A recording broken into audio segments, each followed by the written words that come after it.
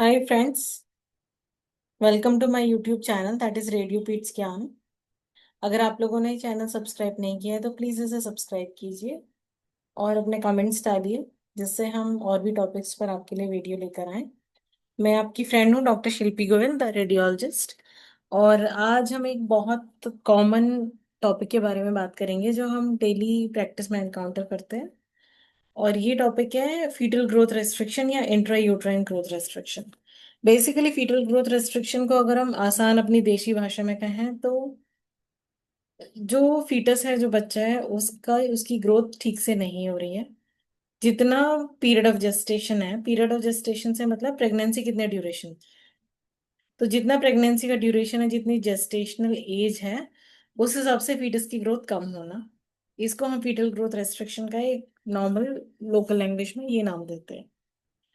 Friends, मैं आज आपको एक बात बता दूं कि जो हम जेस्टेशनल एज होती है या ड्यूरेशन ऑफ प्रेगनेंसी है, उसको हम मेडिकल लैंग्वेज में जनरली वीक्स में काउंट करते हैं। उससे मॉनिटरिंग करने में आसानी होती है और बहुत सारी पैरामीटर्स आगे मैनेजमेंट किस हिसाब से करना है वो वीक्स पे डिपेंड करता है। पूरा मैनेजमेंट प्रेगनेंसी में जो हमारी मेडिकल साइंस है, उसमें सारा मैनेजमेंट वीक्स की कैलकुलेशन पर बेस्ड है। इसीलिए जेस्टेशनल एज, मैं आगे इस वीडियो में जो भी डिस्कशन करूंगी, जेस्टेशनल एज वर्ड या period of gestation term use करूंगी, उसका मतलब है ड्यूरेशन ऑफ प्रेगनेंसी। तो उसकी कैलकुलेशन मेडिकल लैंग्वेज में वीक्स में की जाती है और वीक्स पर ही सारा मैनेजमेंट बेस्ड है। तो हम बात कर लेते हैं फीटल ग्रोथ रेस्ट्रिक्शन। तो बेसिकली फीटल ग्रोथ रेस्ट्रिक्शन है क्या? फीटल ग्रोथ रेस्ट्रिक्शन है जब फीटस का वेट या एब्डोमिनल सर्कमफ्रेंस, मैं अभी आगे स्लाइड्स में दिखाऊंगी कि हम जो फीटस के मेजरमेंट्स लेते हैं जब आप हमारे पास अल्ट्रासाउंड के लिए आते हैं, तो एब्डोमिनल सर्कमफ्रेंस भी एक मेजरमेंट है उसमें। तो इंट्रा यूट्राइन ग्रोथ रेस्ट्रिक्शन कब हम लेबल करते हैं किसी पेशेंट को? कि जब फीटस का वेट या फिर एब्डोमिनल सर्कमफ्रेंस उसकी जेस्टेशनल एज के लिए जो थर्ड परसेंटाइल पे होनी चाहिए उससे लेस है, बिलो थर्ड परसेंटाइल है, या फिर बिलो 10th परसेंटाइल है विद एबनॉर्मल डॉपलर पैरामीटर्स। मैंने पहले अपने डिस्कशंस में प्रेगनेंसी में डॉपलर अल्ट्रासाउंड जो किया जाता है उस बारे में बात की थी। और आपको बताया था कि डॉपलर अल्ट्रासाउंड अगर एबनॉर्मल आता है तो उसकी क्या इंपॉर्टेंस होती है। तो अगर फीटल वेट या एब्डोमिनल सर्कमफ्रेंस थर्ड परसेंटाइल से कम है तो भी आईयूजीआर हम कहते हैं, या फिर वेट या फिर एब्डोमिनल सर्कमफ्रेंस 10th परसेंटाइल से कम है लेकिन साथ में डॉपलर पैरामीटर्स डिरेंज है, तो इसको भी हम आईयूजीआर का नाम देते हैं। अब हम बात करते हैं कॉजेज की। हाँ, सबसे इम्पोर्टेंट, अब हम ग्रोथ एसेस कैसे करते हैं। फ्रेंड्स, जो मैंने एक्टोपिक प्रेगनेंसी पर एक वीडियो आपके साथ शेयर किया था उसमें आपको बताया था कि पहला अल्ट्रासाउंड, जैसे ही प्रेगनेंसी डायग्नोज हो जाए, जैसे ही यूरिन प्रेगनेंसी टेस्ट में किट से आपको टेस्ट पॉजिटिव मिल जाए, पहला अल्ट्रासाउंड तुरंत होना चाहिए। लोगों के अंदर ये गलत धारणा है कि पहला अल्ट्रासाउंड प्रेगनेंसी के 3 महीने बाद कराना चाहिए, लेकिन ये बहुत गलत धारणा है। जैसे ही प्रेगनेंसी डायग्नोज हो जाए वैसे ही सबसे पहला अल्ट्रासाउंड होना चाहिए। और उसके पर्पस दो होते हैं। पहला पर्पस होता है कि आप ये देख लें कि जो प्रेगनेंसी है वो यूट्रस के अंदर ही है और एक्टोपिक प्रेगनेंसी को रूल आउट कर लें। और सेकंड जो इम्पोर्टेंट रोल है उसका, सेकंड इम्पोर्टेंट पर्पस है, वो डेटिंग स्कैन के लिए होता है। जो डेटिंग स्कैन है फ्रेंड्स, फर्स्ट ट्राइमेस्टर में या अर्ली प्रेगनेंसी में जैसे ही आप अल्ट्रासाउंड करते हैं तो उससे एग्जैक्ट जेस्टेशनल एज हमें फीटस की पता चल जाती है। अब अगर आप पहला अल्ट्रासाउंड लेट करवाएंगे तो जो जेस्टेशनल एज निकल के आएगी, जो ड्यूरेशन ऑफ प्रेगनेंसी निकल कर आएगी, वो एक्यूरेट नहीं आएगी। क्योंकि जैसे जैसे प्रेगनेंसी आगे बढ़ती है वैसे बहुत सारे फैक्टर्स फीटस की ग्रोथ को अफेक्ट करते हैं, लेकिन ये सारे फैक्टर्स अर्ली प्रेगनेंसी में मिनिमल होते हैं। इसलिए सबसे पहला अल्ट्रासाउंड तुरंत प्रेगनेंसी डायग्नोज होते ही आप करवाएंगे तो उससे एक्यूरेट जेस्टेशनल एज आपको पता चल जाएगी। और जैसे जैसे प्रेगनेंसी एडवांस करेगी तो सीरियल अल्ट्रासाउंड में आप अगर ग्रोथ रेस्ट्रिक्शन होता है फीटस का, उसको एसेस कर सकते हैं। आप ये एसेस कर सकते हैं कि फीटस की ग्रोथ ठीक से हो रही है या नहीं हो रही, क्योंकि आपके पास एग्जैक्ट जेस्टेशनल एज अवेलेबल है फ्रॉम फर्स्ट ट्राइमेस्टर अल्ट्रासाउंड। जब भी हम ये कहते हैं कि फीटस का ग्रोथ रेस्ट्रिक्शन है या फिर फीटस की ग्रोथ नॉर्मल है, वो एक अल्ट्रासाउंड के बेसिस पर नहीं कहते। उसके लिए हम सीरियल अल्ट्रासाउंड मेजरमेंट्स करते हैं, दो अल्ट्रासाउंड को आपस में कंपेयर करते हैं और उसके अकॉर्डिंग ये पता चलता है कि ग्रोथ ठीक से हो रही है नहीं हो रही। इसमें भी सबसे इम्पोर्टेंट जो यूटिलिटी है, सबसे इम्पोर्टेंट इसमें है डेटिंग स्कैन, जो सबसे पहला अल्ट्रासाउंड होता है, जो फर्स्ट ट्राइमेस्टर में अर्ली प्रेगनेंसी में होता है, शुरू के 2 महीने के अंदर अंदर, शुरू के 3 महीने के अंदर अंदर। तो वो बेस्ट अल्ट्रासाउंड होता है जिससे आप जेस्टेशनल एज कैलकुलेट कर सकते हैं। और आगे जैसे जैसे प्रेगनेंसी एडवांस करेगी तो आप बता सकते हैं कि ग्रोथ नॉर्मल है या फीटस लैग बिहाइंड कर रहा है ग्रोथ में। इसीलिए सीरियल अल्ट्रासाउंड मेजरमेंट्स और डेटिंग स्कैन बहुत इंपॉर्टेंट है फ्रेंड्स। इस बात को प्लीज नोट डाउन करिए। अब ये आपने ग्रोथ एसेस कर ली, अब नेक्स्ट पॉइंट पर हम आते हैं कि ग्रोथ रेस्ट्रिक्शन के कॉजेस क्या क्या होते हैं। तो ब्रॉडली हम 3 कैटेगरीज में इसको डिवाइड करते हैं: प्लेसेंटल इंसफिशियंसी, मैटरनल कंडीशन और फीटल कंडीशन। जनरली जो प्लेसेंटल इंसफिशियंसी होती है वो मोस्ट कॉमन कॉज होता है। मतलब प्लेसेंटा के पास प्रॉपर ब्लड सप्लाई नहीं पहुंच रही। हम जानते हैं कि प्लेसेंटा ही वो ऑर्गन है जिससे फीटस को ब्लड सप्लाई मिलती है, न्यूट्रिएंट्स मिलते हैं, ऑक्सीजन मिलते हैं। तो अगर प्लेसेंटा प्रॉपरली डेवलप नहीं हो पा रहा है या प्लेसेंटा में सर्कुलेशन, ब्लड सर्कुलेशन ठीक नहीं है, तो फीटस का ग्रोथ रेस्ट्रिक्शन होगा ही होगा। सेकेंड ब्रॉड कैटेगरी है मैटरनल कंडीशन, या मदर स्मोक करती है, अल्कोहल अब्यूज है, मदर को नार्कोटिक्स लेती है, या डायबिटीज है, वेस्कुलर कंडीशंस, हाइपरटेंशन, प्री क्लैम्शिया, माल न्यूट्रिशन, ये सारे फैक्टर्स हैं, तो भी फीटस को ब्लड फ्लो ठीक से नहीं मिलेगा। तीसरा ब्रॉड कैटेगरी है फीटल कंडीशंस, मतलब मल्टीपल प्रेगनेंसी है या फीटस को इंट्रा यूट्राइन इन्फेक्शन है या कुछ क्रोमोसोमल एनोमलीज है, सिंड्रोम्स हैं, तो उस केस में भी फीटल ग्रोथ रेस्ट्रिक्शन होगा। दो टाइप का होता है फीटल ग्रोथ रेस्ट्रिक्शन, सिमेट्रिकल या एसिमेट्रिकल। सिमेट्रिकल मतलब जो फीटल के मेजरमेंट है, हेड सर्कम्फ्रेंस हो गया, एब्डोमेन सर्कम्फ्रेंस हो गया, वो सब रिड्यूस्ड होंगे। और जनरली जो सिमेट्रिकल ग्रोथ रेस्ट्रिक्शन मिलता है वो सिंड्रोम्स में मिलता है, जो फीटल में कंजेनिटल एनोमलीज, क्रोमोसोमल एनोमलीज होती हैं, उस केस में सिमेट्रिकल रेस्ट्रिक्शन मिलता है। और ये शुरू में ही देखने में मिल जाता है, अर्ली प्रेगनेंसी में ही हमें ये सिमेट्रिकल देखने को मिल जाता है। जो एसिमेट्रिकल है वो ज्यादा कॉमन है। एसिमेट्रिकल यूजुअली प्लेसेंटल इंसफिशियंसी की वजह से होता है, और इस केस में आपका एब्डोमेन सर्कम्फरेंस कम मिलती है लेकिन हेड सर्कम्फरेंस ठीक रहती है। तो इसलिए head circumference divided by abdomen circumference का जो रेशियो होता है वो मोर देन 1 आता है। टाइप 2 ज्यादा कॉमन है फ्रेंड्स, एसिमेट्रिकल ज्यादा कॉमन होता है। इसे वही अर्ली वर्सेस लेट एफजीआर हम कह देते हैं। तो जो लेट एफजीआर है वो ज्यादा कॉमन है और उसका most common cause placental insufficiency है।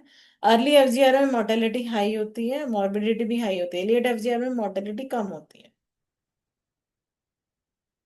तो ये हमने समझ लिया टाइप 1, टाइप 2 और early versus late growth restriction. अब बात आती है कि अल्ट्रासाउंड पे क्या फीचर्स आपको दिखते हैं, आप कैसे पता लगाएंगे कि अल्ट्रासाउंड पे ये फीचर्स आ रहे हैं तो इसमें ग्रोथ रेस्ट्रिक्शन है। पहली चीज तो फ्रेंड्स हम नॉर्मली ये समझने हैं कि जब आप हमारे पास अल्ट्रासाउंड के लिए आते हैं तो हम फीटस की क्या क्या चीजें मेजर करते हैं। बेसिकली हम 4 चीजें मेजर करते हैं। एक तो हेड का साइज मेजर करते हैं, जिसमें हेड की सर्कम्फेरेंस होती है और बाई पेराइटल डायमीटर होता है, मतलब दो पेराइटल बोन्स के बीच का डायमीटर हम लेते हैं, ये हेड का मेजरमेंट होता है। दूसरा हम लेते हैं एब्डोमेन, एब्डोमेन की सर्कम्फेरेंस मेजर करते हैं। तीसरा मेजरमेंट ये होता है एब्डोमिनल सर्कमफ्रेंस। चौथा होता है, एक बोन होती है थाई में, उसको कहते हैं फीमर। तो चौथा जो मेजरमेंट हम लेते हैं फीमर लेंथ, ये जो दिखाया गया है फीमर लेंथ, यहाँ मेरी स्पॉटलाइट जा रही है। तो फ्रेंड्स 4 मेजरमेंट है आपका: बाइपेराइटल डायमीटर है, हेड सर्कम्फरेंस है, एब्डोमेन सर्कम्फरेंस है और फीमर लेंथ है। इन चारों पैरामीटर्स को एसेस किया जाता है सेकेंड ट्राइमेस्टर ऑनवर्ड्स, जब भी आप हमारे पास अल्ट्रासाउंड के लिए आते हैं। और इन चारों पैरामीटर्स के बेसिस पर फीटस का वेट कैलकुलेट होता है। तो जब ग्रोथ रेस्ट्रिक्शन होगा तो इन पैरामीटर्स में हमें फर्क दिखेगा, मतलब जितने होने चाहिए उससे हमें छोटे दिखेंगे। तो अब हम आ जाते हैं, ये हमने समझ लिया कि नॉर्मली क्या क्या मेजरमेंट अल्ट्रासाउंड में किए जाते हैं। अब हम आते हैं कि अगर ग्रोथ रेस्ट्रिक्शन है, फीटस की ग्रोथ ठीक नहीं है, तो हमें क्या क्या चीजें दिखेंगी। तो इसमें हमें पहले तो जो मैंने पैरामीटर्स बताए, ये एब्डोमेन सर्कमफ्रेंस है, ये छोटी हो जाएगी, ये लेस देन थर्ड परसेंटाइल आएगी। जो फीटस वेट है वो लेस देन थर्ड परसेंटाइल आएगा। या फिर ये दोनों लेस देन टेंथ परसेंटाइल होंगे, लेकिन साथ में डॉपलर पैरामीटर्स डिरेंज्ड होंगे। डॉपलर पैरामीटर्स की आगे हम बात करेंगे। तो जो फीटस के मेजरमेंट हैं वो छोटे होंगे साइज में, लेस देन थर्ड परसेंटाइल होंगे। इसके अलावा जो फीटस के चारों अराउंड पानी होता है, जिसको हम लाइकर कहते हैं, जिसमें बेबी फ्लोट करता रहता है, उसका अमाउंट भी कम मिलेगा। तो हमें उसको हम कहते हैं ओलिगोहेड्रेनियस। मतलब जो लाइकर का अमाउंट है वो भी हमें कम मिल सकता है। और इसके अलावा प्लेसेंटा में भी चेंजेस हमें देख सकते हैं। हो सकता है प्लेसेंटा का सरफेस एरिया स्मॉल हो, प्लेसेंटा में कुछ और चेंजेस हमें देखने को मिल जाए, जिससे पता चले कि प्लेसेंटल इंसफिशियंसी है। दूसरी बात आती है डॉपलर में क्या चेंजेस हमें मिल सकते हैं। डॉपलर में पहले भी फ्रेंड्स मैंने आपको बताया था, यूट्राइन आर्टरी और अम्बिलिकल आर्टरी डॉपलर की हमने बात की थी। तो जब ग्रोथ रेस्ट्रिक्शन होता है तो उस केस में अम्बिलिकल आर्टरी बहुत इंपॉर्टेंट हो जाती है, क्योंकि जो फीटस से ब्लड एक्सचेंज होता है वो अम्बिलिकल वेसल्स के थ्रू ही होता है, अम्बिलिकल आर्टरी और अम्बिलिकल वेन के थ्रू ही होता है। यही वेसल्स होती हैं जो प्लेसेंटा और फीटस के बीच का एक कनेक्टिंग लिंक है। मतलब जो फीटस को ब्लड सप्लाई मिल रही है और वापस उससे ब्लड प्लेसेंटा में आ रहा है, वो सब अम्बिलिकल वेसल से होता है। तो अगर फीटस ग्रोथ रेस्ट्रिक्शन है, मोस्टली फीटल ग्रोथ रेस्ट्रिक्शन का कॉज होता है प्लेसेंटल इंसफिशियंसी, क्योंकि इनफ ब्लड सप्लाई फीटस को नहीं मिल रही है। तो जो वेसल्स फीटस को ब्लड लेके जा रही हैं, जो रक्त कोशिकाएं फीटस को ब्लड लेके आ रही हैं, उनके फ्लो में आपको चेंजेस देखने को मिलेंगे ही मिलेंगे। तो क्योंकि अम्बिलिकल वेसल्स प्लेसेंटा से ब्लड सप्लाई करें फीटस को, तो अम्बिलिकल आर्टरी का जब हम डॉपलर करेंगे तो उसमें हमें चेंजेस मिलेंगे। नॉर्मली फ्लो जो होता है फ्रेंड्स वो ऐसा होता है, मतलब जो हाई, ये सिस्टोल है हमारा और ये नीचे वाला डायस्टोल है। तो डायस्टोल में भी सिग्निफिकेंट फ्लो हमें देखने को मिलता है नॉर्मली अम्बिलिकल आर्टरी के फ्लो में। और ये लो रेजिस्टेंस फ्लो होता है, मतलब सिग्निफिकेंट डायस्टोलिक फ्लो होता है। लेकिन अगर फीटस ग्रोथ रेस्ट्रिक्शन है तो आपको एबनॉर्मल चेंजेस देखने को मिल सकते हैं सीक्वेंशियल मैनर में। सबसे पहले क्या होगा कि ये जो डायस्टोलिक फ्लो है इसका अमाउंट कम हो जाएगा। जैसा हम देख सकते हैं इस इमेज में, डायस्टोलिक फ्लो का अमाउंट कम हो गया। सेकंड सीक्वेंस में फर्दर अगर फीटल डिस्ट्रेस कंटिन्यूड रहा, तो सेकंड केस में जो डायस्टोलिक फ्लो है वो बिल्कुल एब्सेंट हो जाता है, बेस लाइन को टच कर लेता है। और चौथे केस में वो जो डायस्टोलिक फ्लो है वो रिवर्स हो जाता है, वो बेस लाइन के नीचे चला जाता है। तो ये सीक्वेंशियल चेंजेस होते हैं अम्बिलिकल आर्टरी के डॉपलर में। ये नॉर्मल केस है जिसमें डायस्टोलिक फ्लो सिग्निफिकेंट है, सेकंड में रिड्यूस हो गया है, थर्ड में एब्सेंट हो गया, फोर्थ में रिवर्स्ड हो गया। रिवर्स्ड हो गया है तो ये टाइम है सिग्निफिकेंट इंटरवेंशन का। ये एक बहुत ओमिनस फाइंडिंग है। और अगर reverse and diastolic flow umbilical artery में आ रहा है, इसका मतलब कहीं ना कहीं आपको अर्जेंट डिलीवरी कंसीडर करनी है पेशेंट की। इसका मतलब सिग्निफिकेंट फीटल डिस्ट्रेस हो रहा है। ये तो बात होगी अम्बिलिकल आर्टरी के फ्लो में क्या चेंजेस आ रहे हैं। अब सेकंड हम बात करते हैं फ्रेंड्स, इसी के साथ साथ सेरेब्रो प्लेसेंटल रेशियो।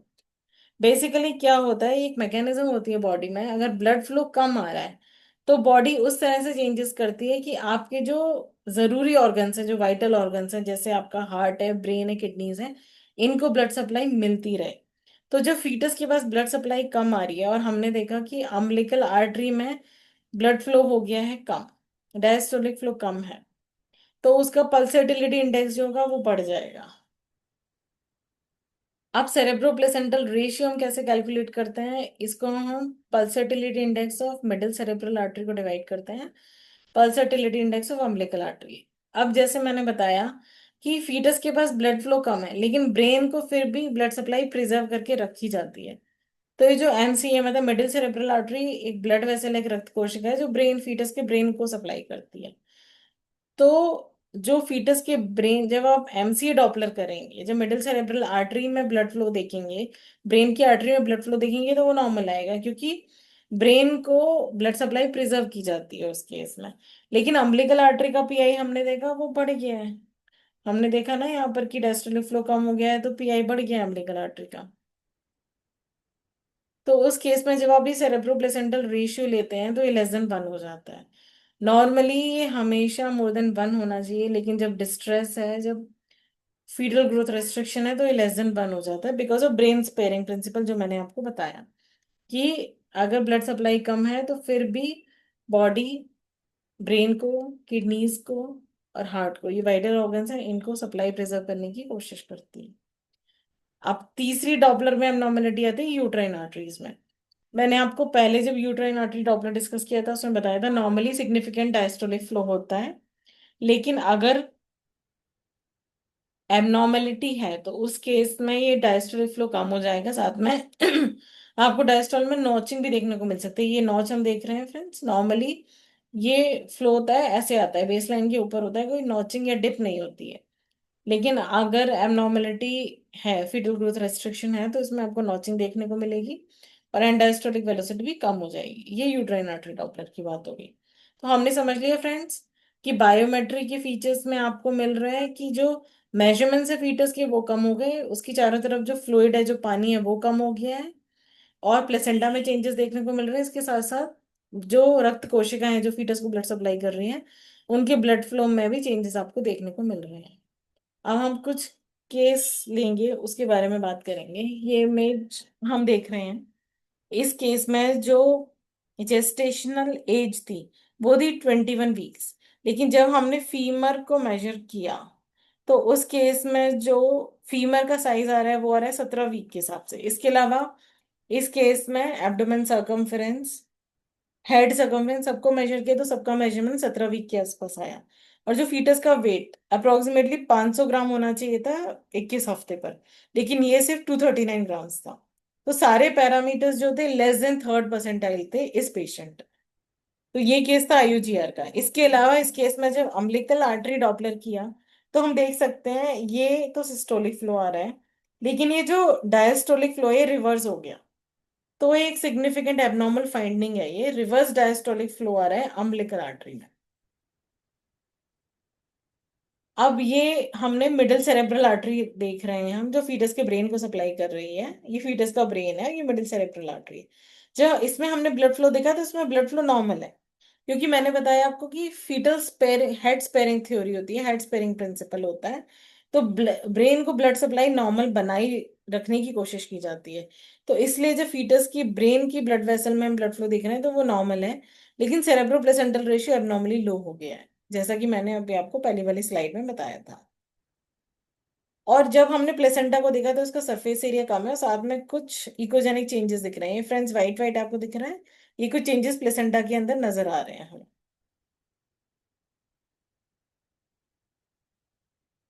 तो ये था फर्स्ट केस। अब ये केस है सिमेट्रिकल आईयूजीआर के, क्योंकि इसमें सारे पैरामीटर्स कम थे, फीमर लेंथ भी, हेड सर्कम्फ्रेंस भी, एब्डोमेन सर्कम्फ्रेंस भी। तो ये था केस सिमेट्रिकल आईयूजीआर का। अब सेकेंड केस हम देखेंगे एसिमेट्रिकल आईयूजीआर। अब ये फ्रेंड्स, ये जो पेशेंट थी वो, इसका जेस्टेशनल एज थी 25 वीक्स और 3 डेज। जब इसकी हेड सर्कम्फ्रेंस और बाईपेराइटल डायमीटर को मेजर किया तो वो ऑलमोस्ट करस्पॉन्ड कर रही है। लेकिन जब एब्डोमेन सर्कम्फरेंस को मेजर किया, ये एब्डोमेन सर्कम्फरेंस है, तो जो एब्डोमेन सर्कम्फरेंस है वो बस 21 हफ्ते की आ रही है।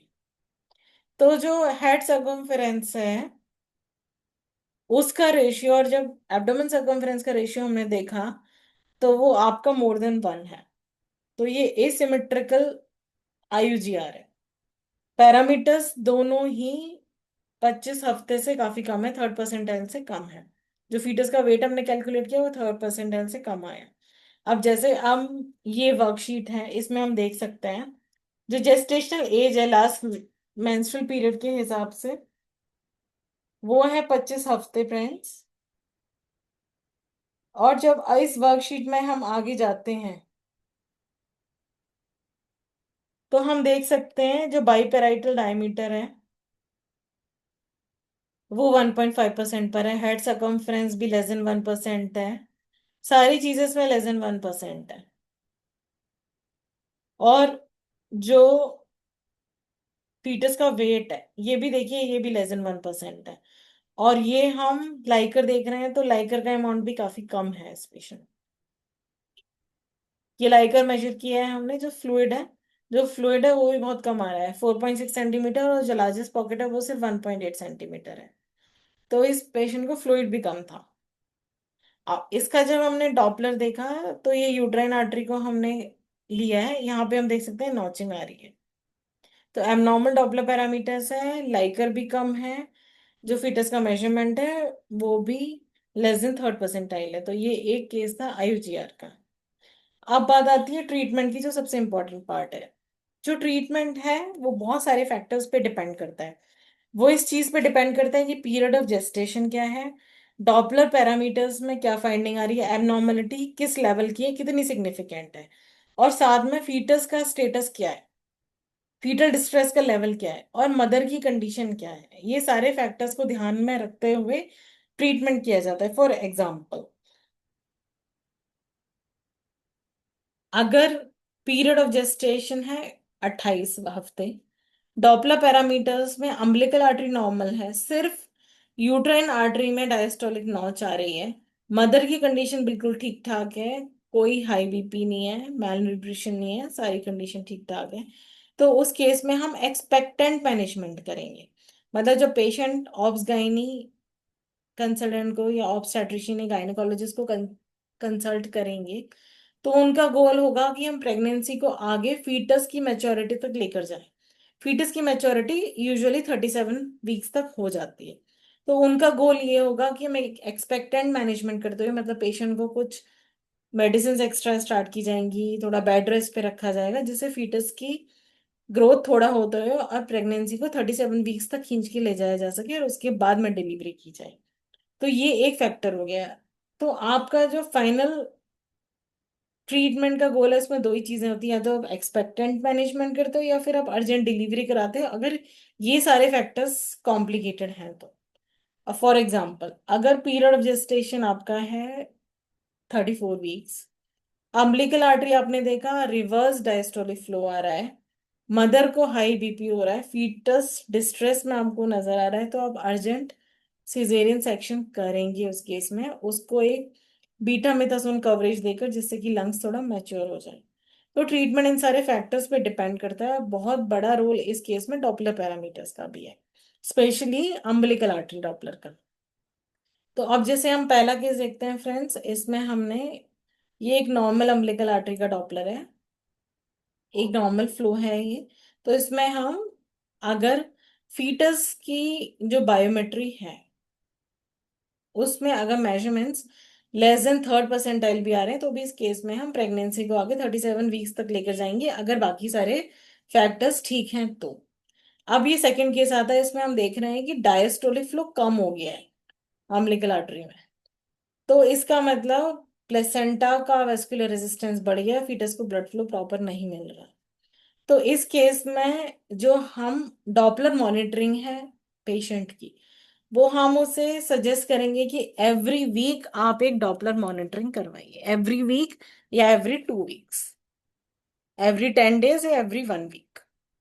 तो जो मॉनिटरिंग की फ्रीक्वेंसी है वो बढ़ जाएगी, और हम एक एक्सपेक्टेंट मैनेजमेंट करते हुए प्रेगनेंसी को आगे 37 वीक्स पर लेकर जाएंगे, और उसके बाद depending upon situation induction of labour होगा या फिर सिजेरियन सेक्शन होगा।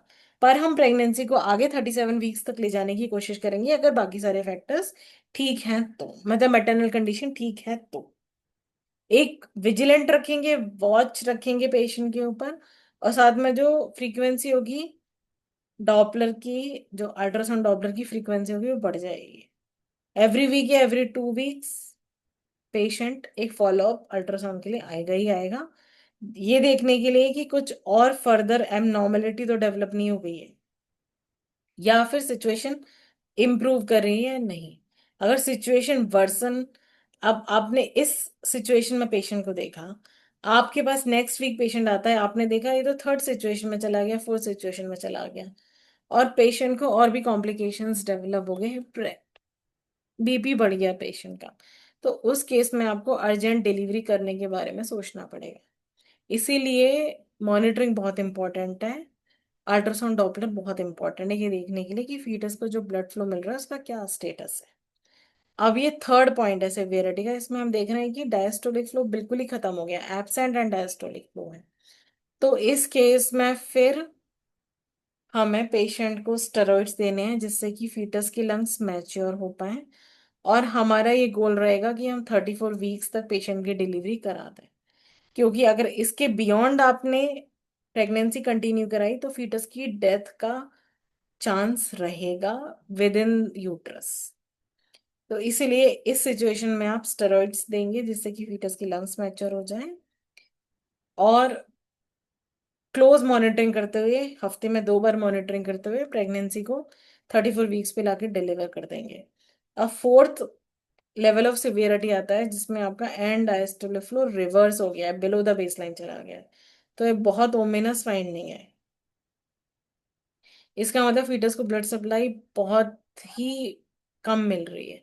उस केस में स्टेरॉइड्स देंगे, और डिलीवरी का गोल होगा कि 32 वीक्स तक या 30 वीक्स तक आप डिलीवरी करा दें। हो सकता है अर्जेंट सिजेरियन सेक्शन भी इन केसेस में करना पड़े, क्योंकि ये मोस्ट ओमिनस फाइंडिंग है। और जब फीटस कॉम्प्रोमाइज सिग्निफिकेंट हो रहा है उस केस में ये फाइंडिंग आती है, उस केस में अर्जेंट डिलीवरी या सी सेक्शन के बारे में कंसीडर किया जाता है। तो फ्रेंड्स, ये बात थी फीटल ग्रोथ रेस्ट्रिक्शन की। इसमें अब कॉम्प्लिकेशंस क्या क्या होते हैं अगर फीटस का ग्रोथ रेस्ट्रिक्शन है तो?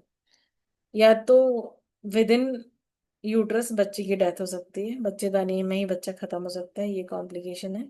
या फिर जब पेशेंट लेबर में गया है, जब डिलीवरी का टाइम है, उस समय हो सकता है अर्जेंट सिजेरियन सेक्शन की जरूरत पड़े, या फिर तुरंत बच्चे को रिससिटेट करने की जरूरत पड़े।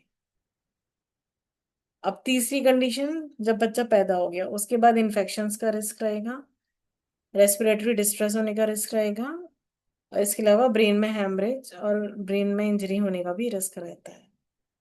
फोर्थ है पीडियाट्रिक, जब बच्चा बड़ा हो गया उस केस में डेवलपमेंटल डिले आ सकता है, बिहेवियरल प्रॉब्लम्स और लोअर लोअर आईक्यू स्कोर्स भी हो सकते हैं। तो ये कॉम्प्लिकेशंस होते हैं ग्रोथ रेस्ट्रिक्शन के। विद इन यूट्रस भी हो सकते हैं, at the time of delivery, neonatal और पीडियाट्रिक। अब बात आती है टेक होम मैसेज, जो बहुत इंपॉर्टेंट चीज है। सबसे इंपॉर्टेंट चीज जो मैंने आपको सबसे पहले बताई थी कि डेटिंग स्कैन बहुत ज्यादा जरूरी है। जैसे ही प्रेगनेंसी डायग्नोज होती है वैसे ही आप अल्ट्रासाउंड जरूर कराएं, जिससे कि आगे फीटस की ग्रोथ मॉनिटर हो सके, कि उस जेस्टेशनल एज के हिसाब से फीटस के मेजरमेंट्स ठीक हैं या नहीं, या फिर रिटार्डेड हैं, रेस्ट्रिक्टेड हैं, लेस है। तो ये सबसे इम्पोर्टेंट टेक होम मैसेज है। और दूसरा, जो ग्रोथ एसेस होती है वो एक अल्ट्रासाउंड पर नहीं होती, वो सीरियल मेजरमेंट्स पर होती है। तीसरा टेक होम मैसेज ये है फ्रेंड्स कि एडवांस प्रेगनेंसी में 28 वीक्स के बाद अल्ट्रासाउंड डॉपलर जरूर करवाएं, जिससे फीटस के ब्लड फ्लो की स्थिति पता चलती रहे। और अगर कहीं पे कोई एबनॉर्मल फाइंडिंग आती है तो तुरंत अपने गायनेकोलॉजिस्ट से कंसल्ट करें, और जो मॉनिटरिंग, जो फॉलो अप अल्ट्रासाउंड वो बताते हैं, जो एडवाइस वो देते हैं उसे फॉलो करें। अगर माइल्ड एबनॉर्मेलिटी है तो पेशेंट को ऑब्जर्वेशन में रख के बेड रेस्ट करा के कुछ दवाइयाँ देके प्रेगनेंसी को आगे 37 वीक्स तक खींचा जा सकता है, जिससे बच्चा प्रीमेच्योर ना पैदा हो। क्योंकि प्रीमेच्योरिटी के अपने अलग कॉम्प्लिकेशंस हैं जो मैंने इस स्लाइड में डिस्कस किए हैं। तो ये बात थी फीटल ग्रोथ रेस्ट्रिक्शन की। प्लीज शेयर, लाइक, सब्सक्राइब और कमेंट कीजिए। अगर आपको लगता है मैं किसी और टॉपिक पर भी वीडियो बनाऊं तो प्लीज जरूर बताइए।